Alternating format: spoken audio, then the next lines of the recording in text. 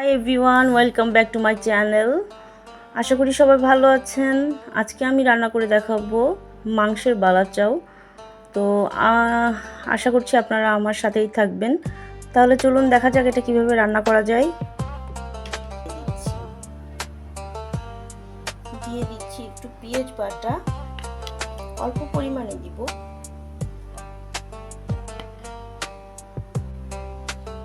আমি এখানে আর একটু দিয়ে দিচ্ছি আদা রসুন বাটা, একই সাথে বেটে রেখেছিলাম সেটা দিয়ে দিচ্ছি। এখন এখানে দিয়ে দিচ্ছি একটু হলুদের গুঁড়া আর একটু মরিচের গুঁড়া,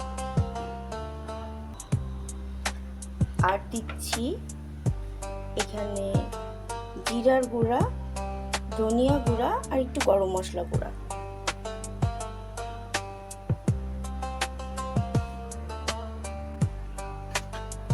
দিয়ে দিচ্ছি স্বাদ মতো লবণ। আমি এখানে 1.5 স্পুন ইউজ করেছি, ছোট স্পুনের। আর এখন অ্যাড করছি সামান্য পরিমাণ রেগুলার সয়াবিন তেল, অল্প একটু দিয়ে দিলাম। এবার এটাকে আমি সুন্দর করে হাত দিয়ে মাখিয়ে কয়েকটা সিটি দিয়ে সিদ্ধ করে নিব। তেল নিয়ে নিয়েছি, বেশ কিছু তেল নিয়ে নিয়েছি। এখন আমি এখানে পেঁয়াজ আর রসুনটা সুন্দর করে ব্রাউন কালার করে ভেজে নিব। এখানে তেলে বাবলস ওঠা শুরু করছে, আমি এখন পেঁয়াজটা দিয়ে দিব। এই যে আমি এখানে 1 বাটি পেঁয়াজ নিয়েছি, সেটা আস্তে করে দিয়ে দিচ্ছি।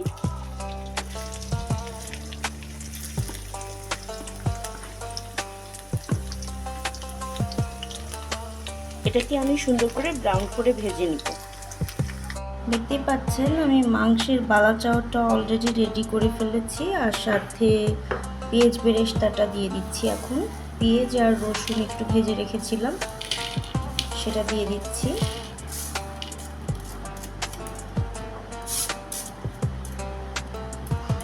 আর এতে একটু সামান্য পরিমাণ অ্যাড করে দিব আমি হচ্ছে শুকনো মরিচ, মানে চিলি ফ্লেক্স যেটা বলে, শুকনো মরিচ আমি যেটা ক্রাশ করে রেখেছিলাম এটা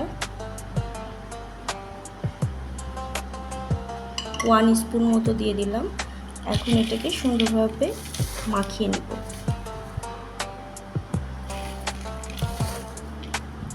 দেখতেই পাচ্ছেন আমার মাংসের বালাচাওটা অলরেডি রেডি হয়ে গেছে।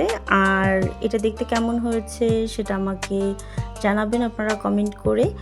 আর আপনারা বাসায় ট্রাই করলে আমাকে সেটাও বলতে পারেন আপনাদেরটা কেমন হয়েছে। আর সবাই আমাকে সাপোর্ট করবেন যারা আমার ভিউয়ার্স আছেন, এবং আমার জন্য দোয়া করবেন। সবাই ভালো থাকবেন, সুস্থ থাকবেন এবং আমার পাশে থাকবেন। আসসালামু আলাইকুম।